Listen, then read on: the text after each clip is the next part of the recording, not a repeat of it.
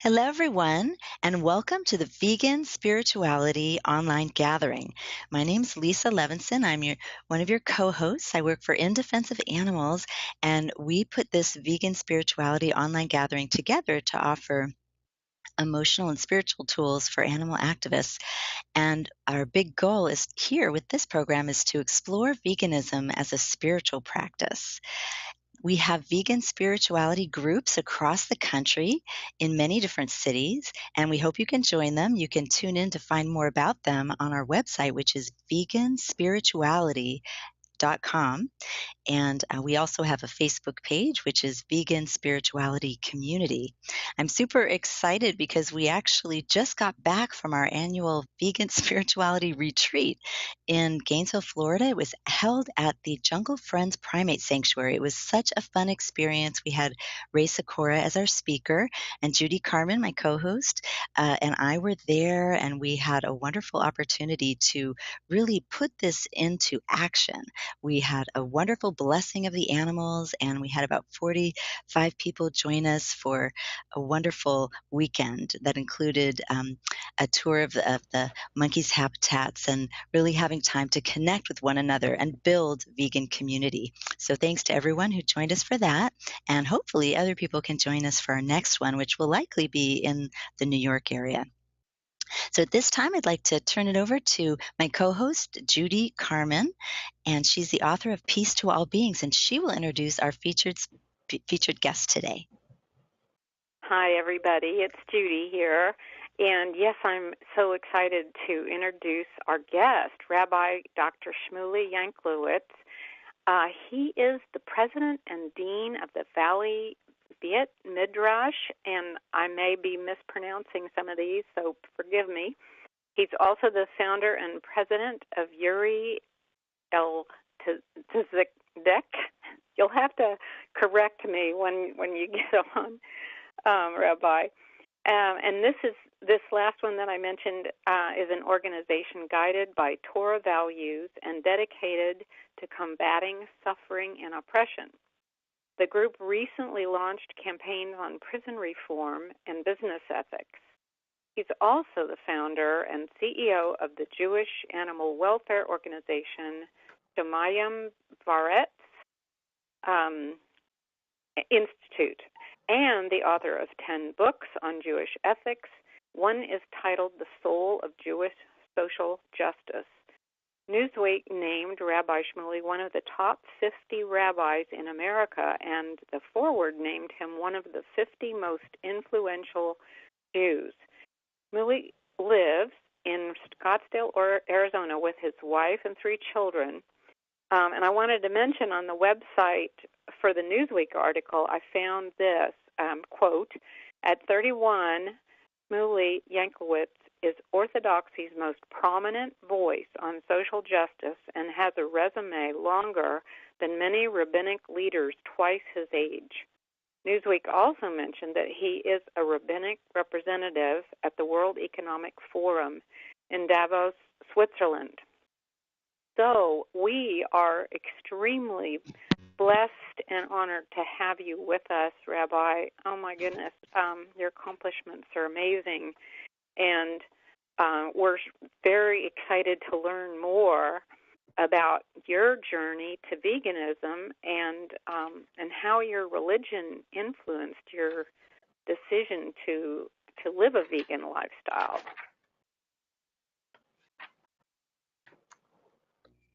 Thank you so much. It's really an honor to be here with you. This is something I spend a lot of time thinking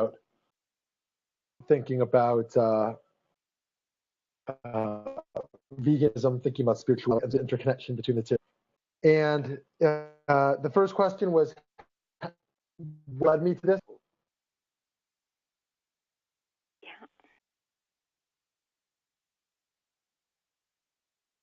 Lisa, can you hear him? On wedding day, became vegans that day. And we said, if we're going to build a home around our central values. And sometimes we need partnership to actualize our central values. And so both of us thought in an ideal world we would move towards veganism, but we're kind of take the plunge together. And we had both been vegetarians for many years.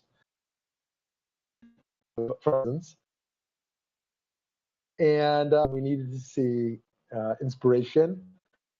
We'd read a bunch of the books that we watched, a bunch of documentaries that were out at the time. Many more have come out since then. And there are a lot of moral issues that lack clarity in the world. But this is not one of them. This is not one of them on a number of levels. And we thought it would be a big sacrifice. We thought, okay, this is a sacrifice. And in the end, it was the opposite. It's only led us to a more meaningful spiritual life. Oh, that's wonderful. I just wanted to mention, I was having a little trouble hearing you. Is anyone else?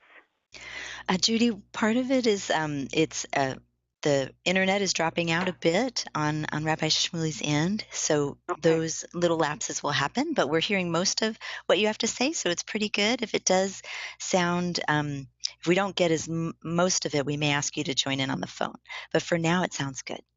Okay. Oh, okay. Right. Okay, great. So next question, I'm so curious about this, the institute that I can't pronounce, Shamayim V'Aretz Institute? Yeah. Which is did I say that right? Okay. Yeah, that's great. Shamayim in Hebrew means heaven, and Aretz means earth. So it's the Heaven and Earth Institute. Oh, I love that. So that is the animal welfare group. So please tell us about that organization and what led you to found it. Absolutely. So there is a disproportionate number of Jews involved in the vegan movement. Israel, as you may have heard, is the number one country per capita number of vegans. It's like a vegan fantasy land. And also in America, certainly more among more secular Jews than religious Jews in general. There's just a huge vegan population of Jews who are involved in all those organizations. And I said, geez, well, we should not only be capitalizing on that to really leverage that for greater social change, but also be supporting that community and reaching out to more people and making sure it isn't just individuals, but it's institutional.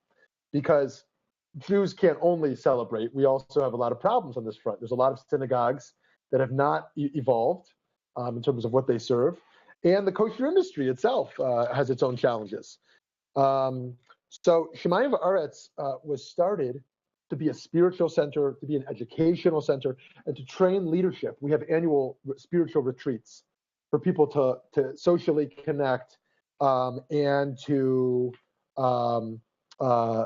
collaborate together around how we can create change together. We recently put out this book, The Jewish Vegan, which you can find on Amazon, which has articles from people like actress Mayim Bialik, to Professor Peter Singer, to Rabbi David Sears. So Reform Jews, conservative Jews, Orthodox Jews, secular Jews, cultural Jews, a whole range of people.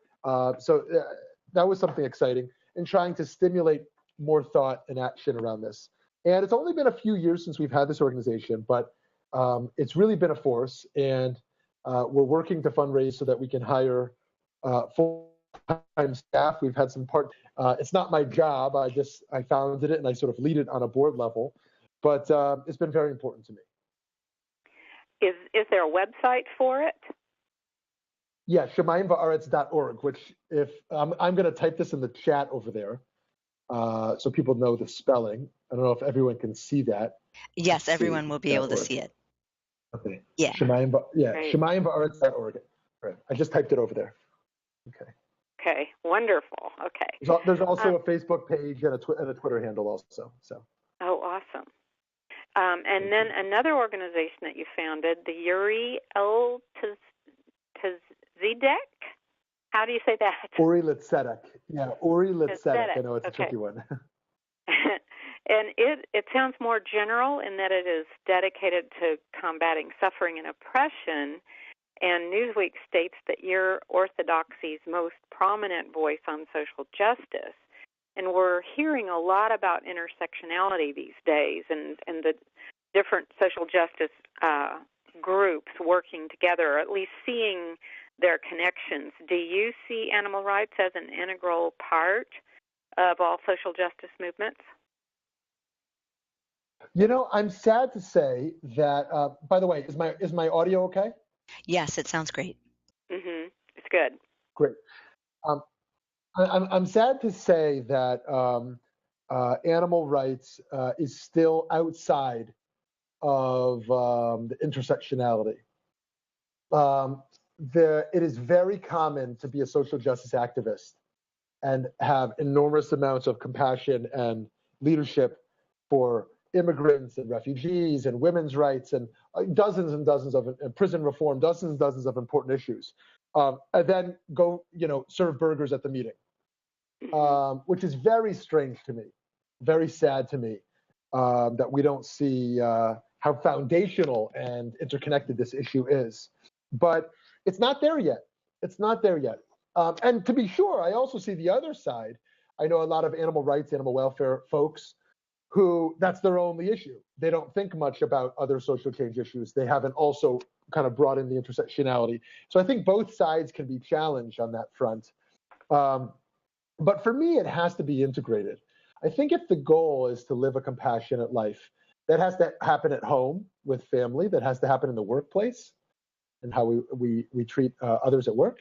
It has to do with everything, our entire life, what we eat, how we vote, our positions on other issues, and so one of my goals in the broader social justice movements is to make sure that animals are on the table, so to speak, but not on the table as most talk about it, on the table of conversation, and there is a huge resistance to that, as you all know.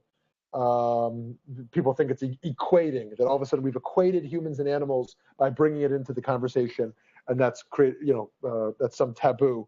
But I think we have to break through that, because there's no doubt that the greatest amount of suffering today on the planet is in the animal kingdom. Now, I'm not saying that comparing the amount of pain in animal experiences to the amount of human experiences and saying it's worse, but merely saying that we're talking about billions and billions of creatures every year, right? On a level that far exceeds any numbers of humans. So I think every human being has to have this at the center of their agenda. So for me, the social justice work is all important, and this is for sure one of my most important issues. And one of the reasons I talk about it as the most important is because a lot of issues we're not confronted with on an hourly or daily basis. Okay, we might read about it in the news, we might encounter it on a weekly or annual basis. Maybe you pass someone homeless in the street, you read the news about war, whatever the case is. But this is something every time we eat, every hour or every few hours, we are making a choice about our values. And so it's not one of those ones we can relegate to the bottom of the list. That's great. That's so inspiring and so wonderful that one of your goals is to include animals in social justice issues. So in this group of yours, and does that one have a website also? The Yuri. This other group, yes. Yep, I'm putting it up now. Okay. There it is. Right. All right. So on a more personal level, how does veganism help you spiritually? And how does it Right. intersect with your Judaism? Great. There's a lot to say about that. So I guess I'll come from two angles. First, sort of what is the Jewish connection? And then the second, on just a more human spiritual level beyond the particular religion. Throughout the Torah, the Hebrew Bible, the commandments, the mitzvot that are connected to animal treatment are numerous. They're innumerable. It is totally pervasive throughout the text in terms of ensuring we not harm animals. It starts in the beginning, actually, the Garden of Eden. The very first mistake that is made in the Bible is actually an act of food consumption. They eat from what in Hebrew we call Eitz Hadat Tov V'Ra, the tree of knowledge of good and evil, which is to say, after they ate from that tree, they became morally conscious of conscience. They didn't have it before. That is to say, the birth of morality comes from the first act of food consumption in history. Right? That's pretty profound. That eating, what we eat, is the most telling act about our moral compass. And so I often think about that because in Judaism we talk about a tikkun, a repair for historical wrongs. That every time we eat, we are repairing that first wrong. Now, we don't have to believe in that as a literal story. I mean, the story is powerful. It's existed for thousands and thousands of years. But the idea, this teaching from the beginning that the birth of morality for humanity occurs through our food choices is very profound. The Talmud, the rabbis continue to teach that the Garden of Eden, they were not allowed to eat animals or animal products. They were vegans, and only after the flood were they permitted. But in the most exclusive type of way. We certainly weren't talking about factory farms like we are today. We were talking about a very limited fashion at that point. And the laws of kashrut, the kosher laws, were put in place in order to limit that consumption so that folks would ultimately move towards veganism. For example, one of the traditional laws is that if somebody consumes a meat product, that they have to wait 6 hours before consuming a milk product. That is put in place to try to prevent us from even eating these things, I would suggest. And so, or another example, Shabbat, observing the Sabbath. Part of it is that we don't work ourselves, but we also, it says, millions of years ago, when the only way to really work your field was with animals, it says you may not work your worker one day, your worker one day a week. You may not work your animal one day a week. They're already thinking about the notion that animals have rights. They have a right to rest from their own labor, and that has to be protected. The prohibition of tsar balei chayim, of harming animals, is pervasive throughout Jewish law. So I could go on and on, but I won't bore everyone with how many sources there are in the Torah, in the Talmud, throughout halakha Jewish law around compassion towards animals, animal rights, animal welfare, animal freedom, and liberation. But we lost our way. We moved to America, and like all of America, became capitalists and over-consumers and unthoughtful about our consumption. And so the Jewish community as well became, like everyone else, and just having reckless industries and over-consuming and kind of forgetting this. And part of that is that we were removed from the earth. We were removed from animals. And so a big part of the spirituality for me is about reconnecting ourselves to our own breath, to understand our own life force that's within us, and seeing how connected that is to all of life force, all human beings, all animals, all the breath of the universe, that each breath, we're interconnected in that regard. Then there is actually going into nature and experiencing nature in the positive sense, even bracketing the fear of what we're doing to the extinction of species, what we're doing to destroy the environment, which of course factory farms are the number one culprit. To feel connected to animals, to understand that how fundamentally different we are, but also how fundamentally similar we are, and our ability to connect with them as just creatures who share so much in common. So that consciousness of breath, that connection to nature, that connection to animals is very powerful.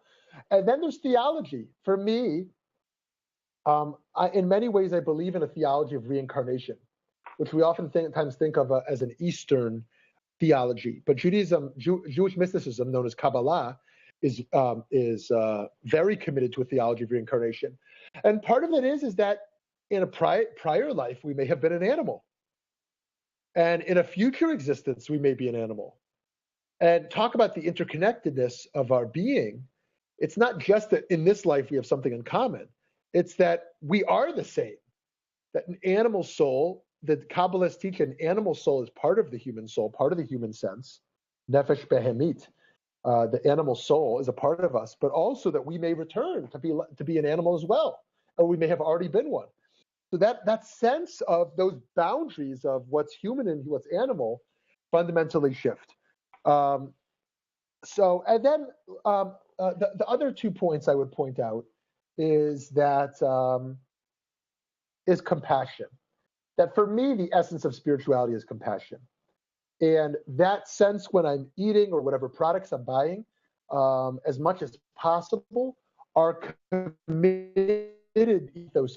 And that's a spiritual value, to feel like we're walking humbly in the ways of the compassionate, the all compassionate. However we are here, or all the greatness of all interconnected. That is a compassionate. Like in Hebrew, the word for womb is rechem, and rechem also means mercy. Rachmanut means mercy. So it's like we all live in a divine womb where we're being held mercifully, and we are to perpetuate that same ethos. The last one I'd say is that while there are people who come to this commitment through ethics, and some come through environmentalism, many also come through health. And I think health is also a spiritual value, to view our own bodies as sanctuaries that we care for. And we know that cardiac disease is the #1 cause of death in America. And much of that is connected to not only sugar and the overconsumption of sugar and oils, but the consumption of animal products.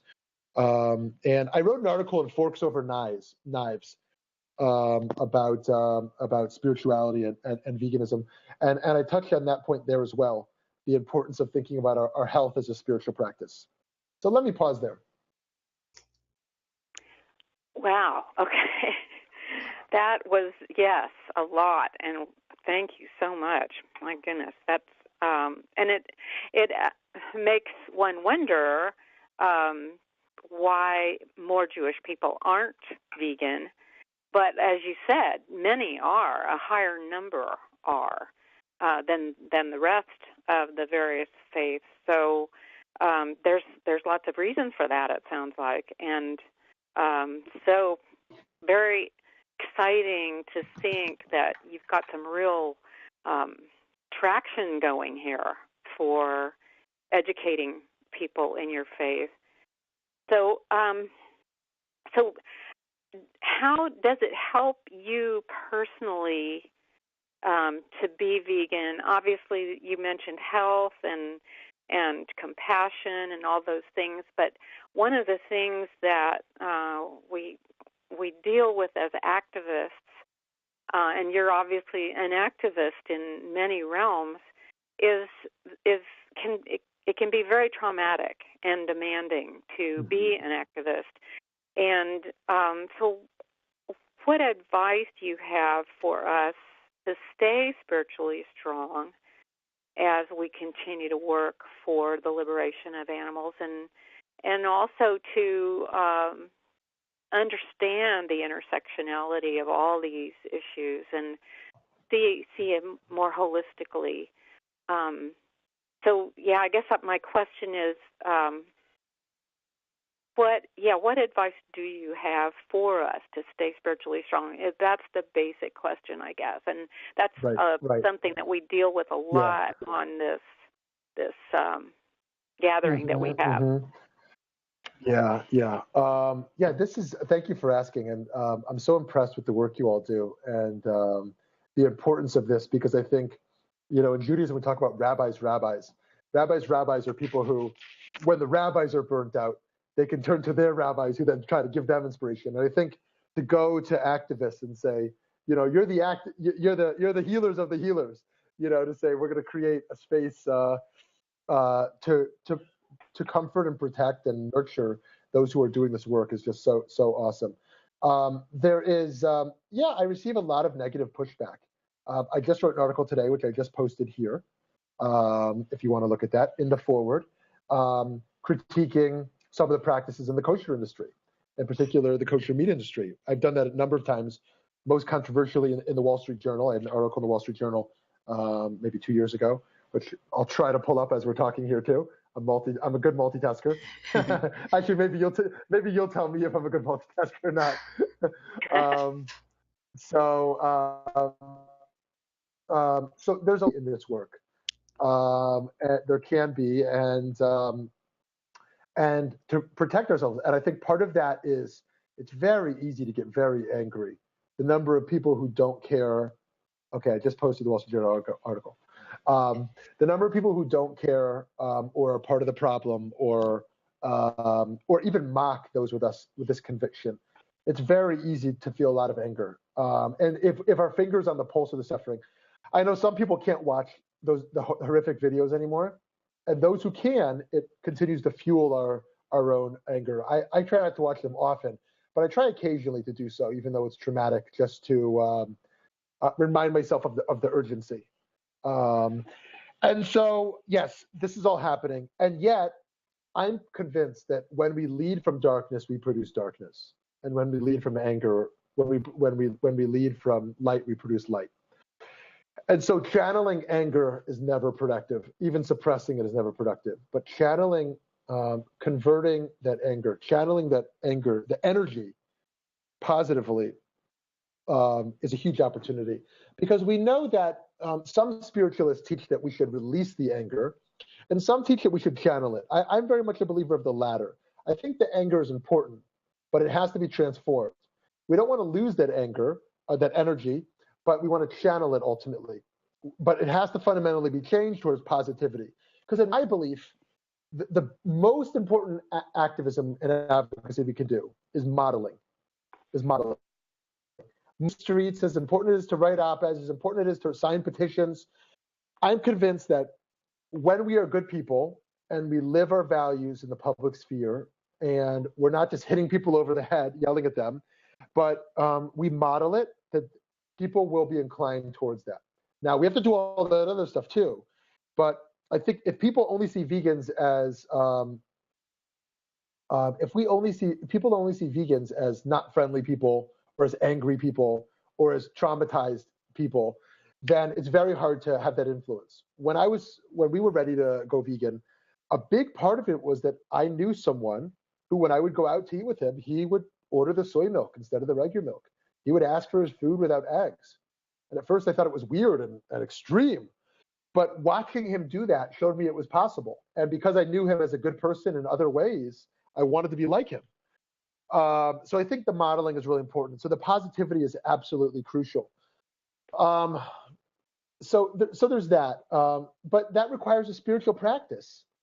It requires a spiritual practice of whether one engages in prayer or meditation, or breathing exercises or nature walks. That positivity is not just a cognitive activity. I want to be positive, so I am.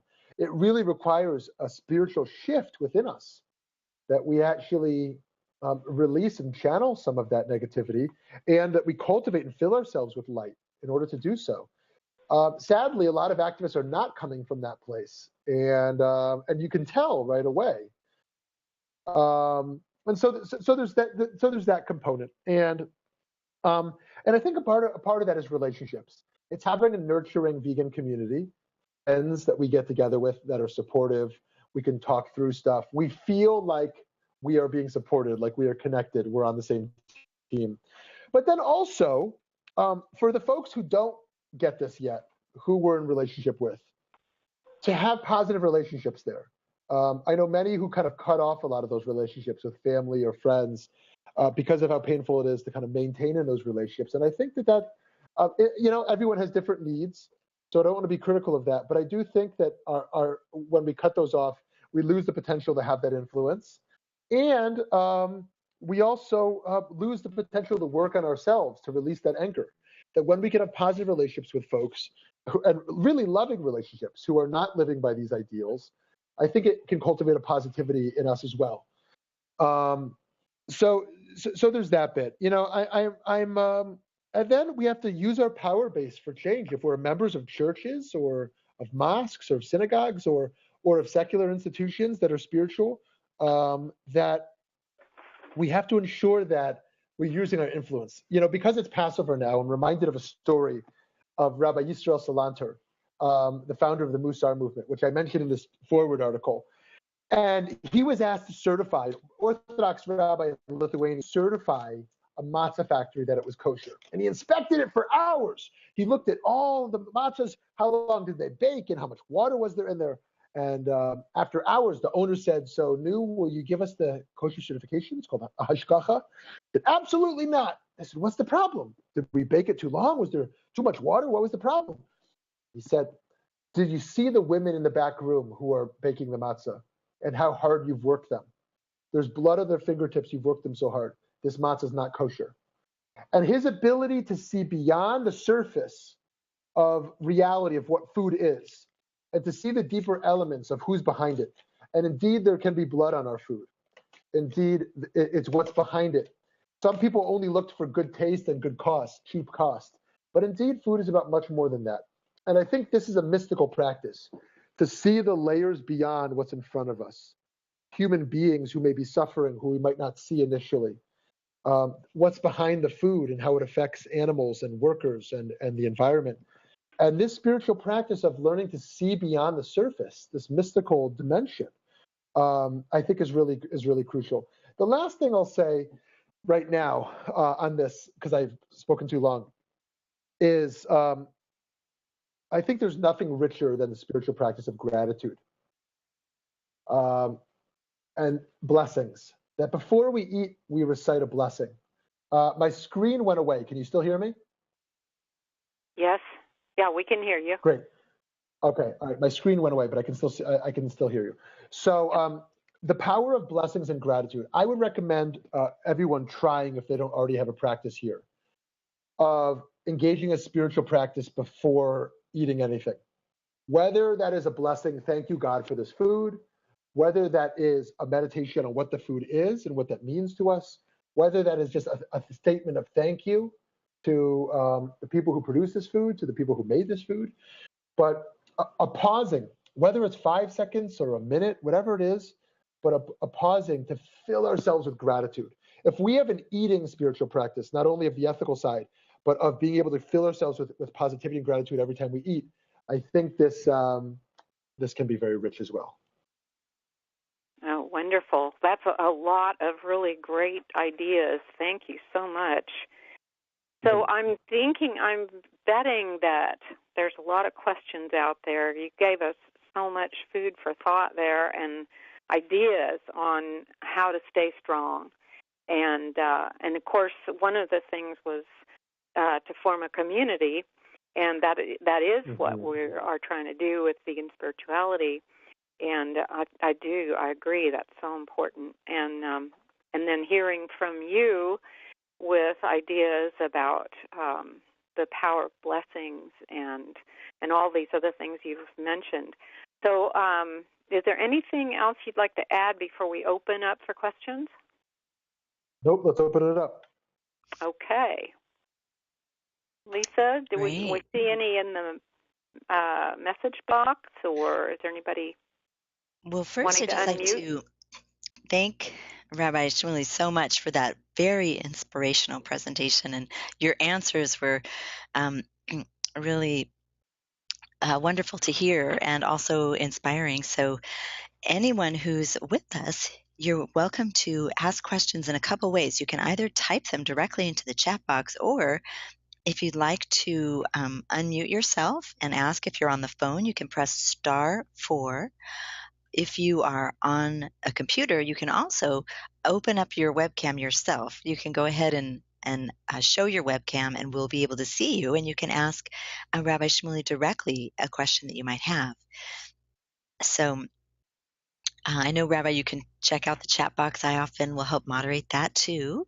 So there's a comment that we have right now saying that it's interesting blessing the food prior to partaking in the food, which is very similar to the practice in Theravada Buddhism. And it looks like we have somebody's joining us on their webcam. Would you like to ask a question? I think it's Frank. Did you have a question to ask? Let me see if Frank, I'm going to add your audio. Frank, did you have a question? Yes, just a moment, please. Sure. Um, so this is Frank Lane. He's joined us. He might have a question or two to ask. Hi, Rabbi. Thank you very much. It's a great presentation. I'm really enjoying it. So I have a particular question. So at the beginning of your talk, it seemed like you were saying that animals are not equal with human beings and that human beings have some type of predominance over animals. Is that what you were saying? So do you want to finish your question and then I'll come back to it? Well, that was the question. That was the primary question. Do you Okay. think that animals have less rights than human beings in regard to pain and suffering? Good. Yeah, thank you. So it's a fascinating question. And I think it's one that unfortunately has in some ways become divisive within the abolitionist, animal rights, animal welfare world in ways that it doesn't need to be, because I think we're all working towards the same goal. And yet it's become a divisive issue in terms of that philosophy. But let me iron out a little bit, and I'll both share a little bit of a philosophical view, a Jewish view, and my own as well. But before I do that, Frank, do you want to share your personal view on that? Well, I definitely do. I think that animals and human beings have equal rights not to have pain and suffering in their lives. Great. So, you might mean that in terms of causing suffering. I wonder of reducing suffering. For example, we might say it sounds like you would say, just as it is wrong to kill a human being, it's just as wrong to kill an animal. But would you say a human being has a right to health care, that society should bear the cost of any health needs of a citizen? But would you suggest the same of every animal? Does every animal have right for all society to pay for their health needs? That would be fantastic. I would vote for that. Okay. You'd vote for that. Okay. All right, good. So I was just testing out the philosophy there. So I think I'm in a slightly different place, where I'm very much an animal rights advocate, but I do embrace there being a human animal distinction as different. Now, it's harder to say superior because humans actually have a lot to learn from animals today. In fact, humans are destroying the world and causing more pain than any animals are. In fact, if you've seen some of these videos, animals that eat other animals will do that when they're hungry and they need to eat. They won't do it just for fun, like humans do it for hunting purposes, or do it just to store it up for another time, or do it on a mass level. And so humans are causing much more pain and destruction in the world than animals are. So we actually have a ton to learn from them. And I do think that what makes one of the elements that makes humans different is that I think humans have a moral mandate to care for all of creation in a way that animals don't. I think that animals have the task to survive and to live their lives as they wish, but not to really repair the world. Whereas I think humans are given a moral task to repair the world, to actively reduce suffering. And so I think that moral charge makes us different. And so if I was on a mountaintop in some weird moral scenario, and I could only save either one human being or one animal, I would personally save a human being over an animal. Now, thankfully, we're not often in that predicament. Or so too, if I could only to survive kill a human or kill an animal. I can't imagine the case, but I would kill an animal before I would kill a human being to do that. So in that sense, I view humans on a higher level, in that I think that a person who kills a human being should be removed from society and put in jail, even though I'm a prison reform advocate, for the rest of their life. Whereas someone who kills an animal, I think, is a horrible thing.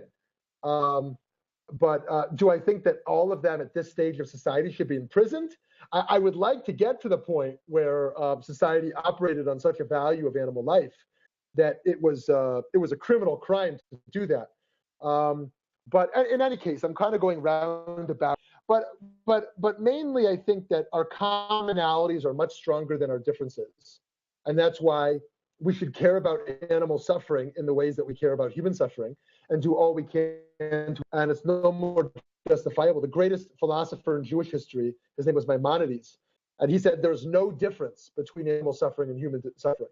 There's no difference. We are fundamentally the same, like you said, on the point of suffering. So while I do make a distinction between the two, I think we should feel a moral charge on both fronts on an equal level. And like I said earlier, because animal suffering is even greater than human suffering, I feel a greater charge. So I know it's a little bit here, a little bit there. It might not have been the perfect answer for some, so I apologize for that. But that's kind of where I'm at today. Yeah, I appreciate your thoughts. Thank you. Thank you, Frank. Yeah, thank you. Yes, and I want to thank you too, Rabbi Shmuly, because it is important to notice like what we have in common with one another and how the movement can become stronger by having religious leaders such as yourself as part of the animal rights movement. That is truly remarkable. In fact, we, Judy, Carmen, and I, and another gentleman named Thomas Jackson have put together an interfaith vegan coalition to try to engage religious leaders who are supportive of veganism and who are vegan, many of them, to join together and put forth declarations and to improve and increase veganism in some of our places of worship. So beautiful. Because I think actually what can bring us together is humility. I think humility is about anthropocentrism. Anthropocentrism is, as you know, the philosophical idea that humans are the center of creation. We're all that matters. Everything else was created for our purpose and our instrumental use, as opposed to created for their own sake. That rather than here for our use. That's humility. Everything is not here for me to consume. So too on a religious front, the humility to say I can learn from other faiths. I can learn from people. Moving away from ethnocentricity, anthropocentric views and ethnocentric views. The last thing I'll say, because I know there's another question emerging here, the story, that the Jews, the Israelites, crossed through the sea, and they were saved when the sea split, and they got to the other side, and they forgot how to sing a song. And the rabbis explained they forgot how to sing a song because they were slaves and they didn't sing. And they looked up in the sky, and they heard the birds chirping. And that's how they once again learned how to sing. Humans found their liberation through animals. It was through animal liberation and the celebration of animal song that in the Passover story, the slaves found their own liberation. So in the end of the day, our liberation is bound up with one another. Wow. I love that. Yeah, that's really beautiful and perfect timing too, because we're just the Passover week is happening right now, and I wanted to acknowledge the holiday. We're so fortunate to have you as our guest speaker for this particular week. It was very synchronistic. We do have, I think, a question here. So would it make any difference if you had a relationship with the animal and not the person regarding who you would be more willing to kill or save? Personally, this is coming from Diane. Yes, from Diana. Great. Who's saying personally she'd be more inclined to save her beloved cat than a person she doesn't know, and especially if that person were attacking her cat. Yeah. So, it was a little bit of a false philosophical question for me because I can't imagine ever killing an animal again. I mean, in the first place, I never did in the first place, or even eating it if someone else did. even, I can't imagine a scenario where it would even matter. So I said, philosophically, I feel like, okay, I'm personally in a belief that there is a unique human divine covenant, which is distinct from a creational covenant, and that makes humans different. But I have no intention of saving one over the other or killing one over the other. And I think that it's really a false philosophical problem that I posed, because in the end of the day, like I said, our liberation is bound up with one another, and there is no choice that we have to make. Some say who want to critique veganism as if there's some immoral loss on the other end, like it's less environmentally friendly or we care about human beings less in some sense. But I think that's also false, and I think that we should never find ourselves in that situation. Thankfully today, in no society does one need to eat animal products. Some people suggest in some countries they do, but we can get perfect a number of nutrients from other places. And I think that your suggestion is right, Diane, that relationships is where it should start. I think that there's a reason why people in America are horrified by eating dogs, right? There's a reason, not only because they're cute, because they associate them with pets. And if the more encounters we can have that people that see other creatures, in particular chickens and cows, as also loving beings, all the better.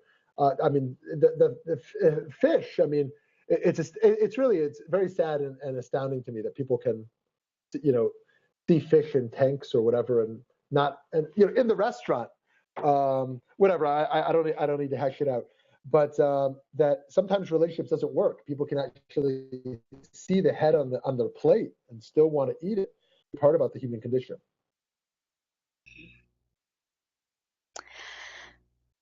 Yeah, that's a very interesting point you shared. I mean, it may be some of us who are concerned when we do see that, when we do take the opportunity to look at the videos or notice whose face is on our plate, that we make those compassionate choices. So those are the people that we're trying to reach, actually. I think the people who have compassion, and also maybe just awaken or plant a seed of compassion in those who we may think, or we may not see that compassion in its full flower. Yeah.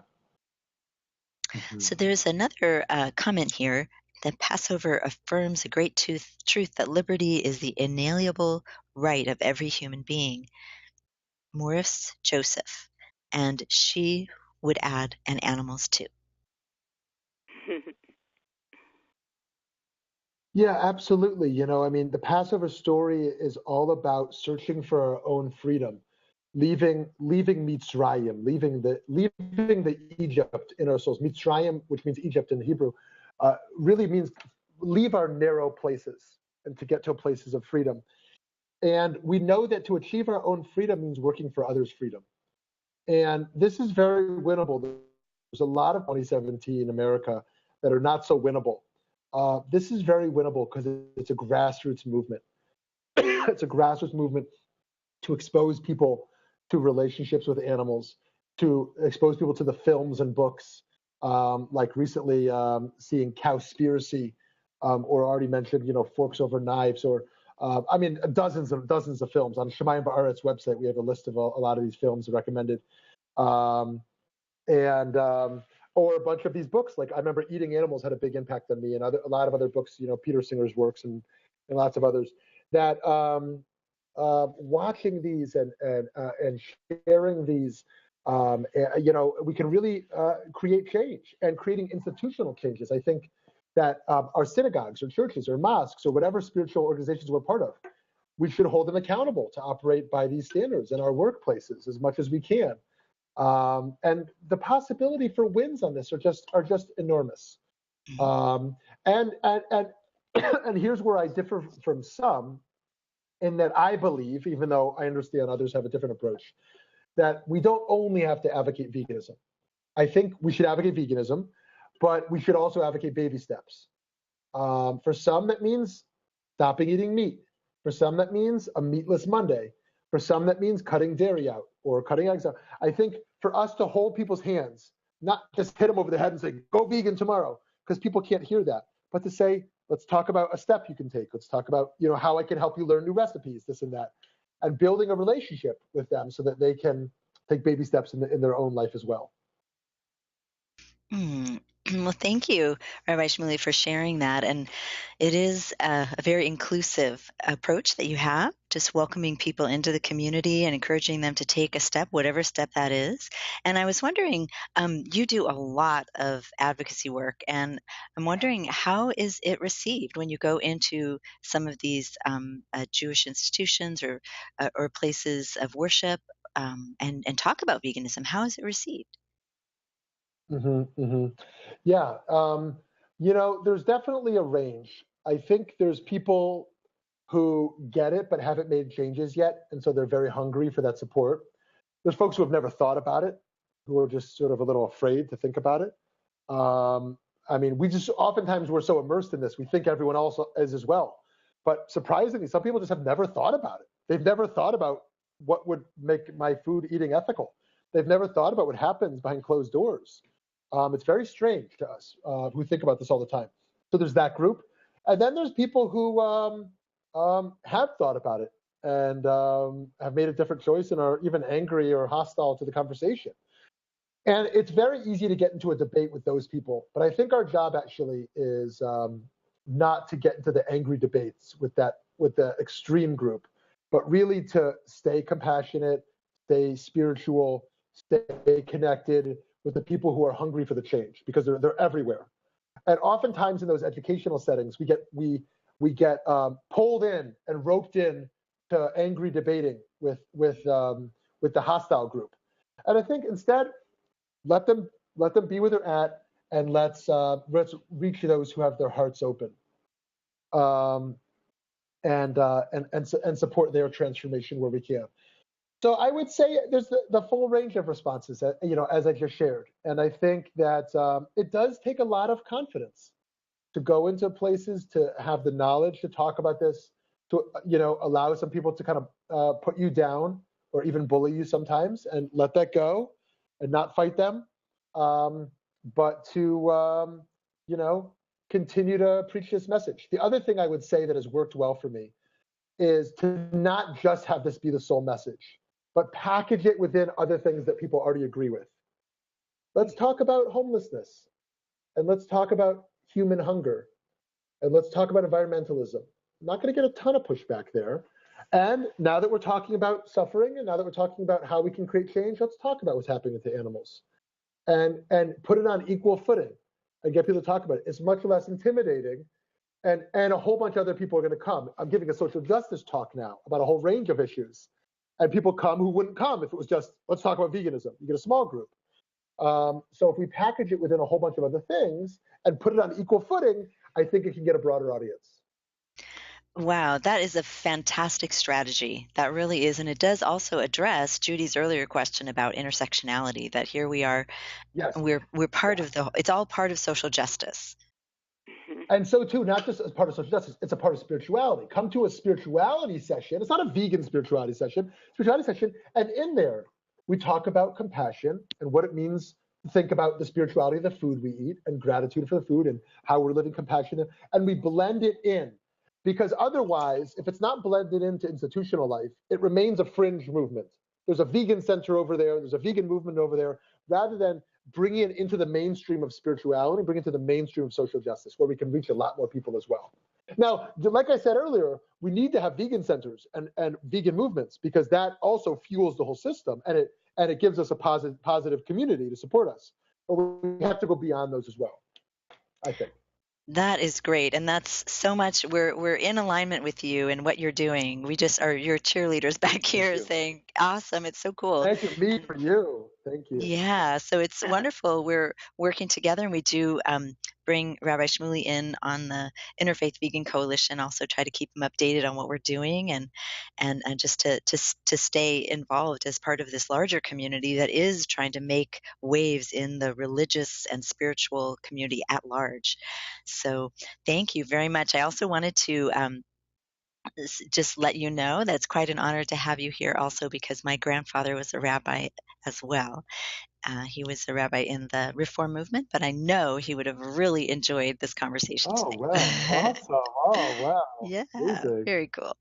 And I think that you had spoken with Judy before about possibly leading us in a closing blessing because we're about towards the end of our group this evening, and I was wondering if you might want to lead that for us. Yeah, thank you. Thank you. I offer the blessing to everyone and invite you to send the blessing back my way, that we continue to live to our highest values, that is infused with compassion for all beings. We continue to feel interconnected to all existence. Each day we fill ourselves with gratitude for all we have, all for our life, for our breath, for all that nurtures and sustains us. That we continue to feel strength of conviction to bring our moral message out into the world. And that we continue to believe in the change. We continue to believe that at the end of the day, this will win, that truth will win, compassion will win, that we see the light at the end of the tunnel.